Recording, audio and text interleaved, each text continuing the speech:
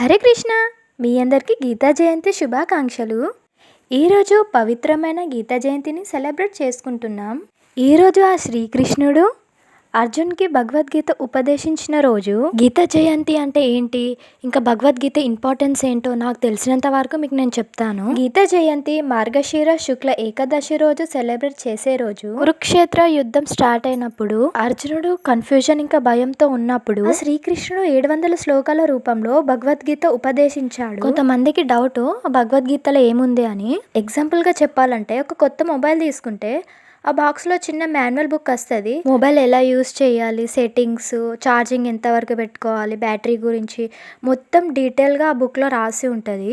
Same అలానే మన జీవితంలో ఎలా బ్రతకాలి, ధర్మం ఏంటి, అధర్మం ఏంటి, కష్టం వస్తే ఎలా ఎదుర్కోవాలి, కోపం, బాధ, భయం, టెన్షన్ని ఎలా పోగొట్టుకోవాలి, మనసుని ఎలా కంట్రోల్ చేసుకోవాలి, మంచి ఏంటి, చెడు ఏంటి, ఏం తినాలి, ఏం తినకూడదు, జీవితంలో ఎలా ఉండాలి, మన మనుషులకి ఆ శ్రీకృష్ణుడు ఇచ్చిన ఒక మాన్యువల్ బుక్, అదే భగవద్గీత.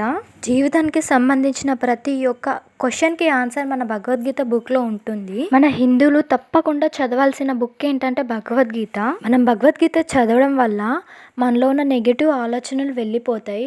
టెన్షన్, కోపం, స్ట్రెస్ మొత్తం వెళ్ళిపోతుంది. మనం ఒక మంచి భక్తి మార్గంలో ఆటోమేటిక్గా నడుస్తాం. మన లైఫే చేంజ్ అయిపోతుంది. మీరు కూడా భగవద్గీతలో ఉన్న రోజుకొక శ్లోకం స్టార్ట్ చేయండి. నాకు తెలుగు పర్ఫెక్ట్గా చదవడం రాదు, అందుకోసం నేనైతే హిందీ బుక్ తీసుకున్నాను. హిందీ, ఇంగ్లీష్, తెలుగు మీకు ఏ లాంగ్వేజ్లో కావాలన్నా భగవద్గీత అవైలబుల్గా ఉంటాయి. భగవద్గీత బుక్ ఎక్కడ దొరుకుతుందంటే ఇస్కాన్ టెంపుల్లో దొరుకుతాయి. ఇంకా ఆన్లైన్లో కావాలంటే మీషో, ఫ్లిప్కార్ట్, అమెజాన్లో దొరుకుతాయి. హరే కృష్ణ హరే కృష్ణ కృష్ణ కృష్ణ హరే హరే, హరే రామ రామ రామ హరే హరే.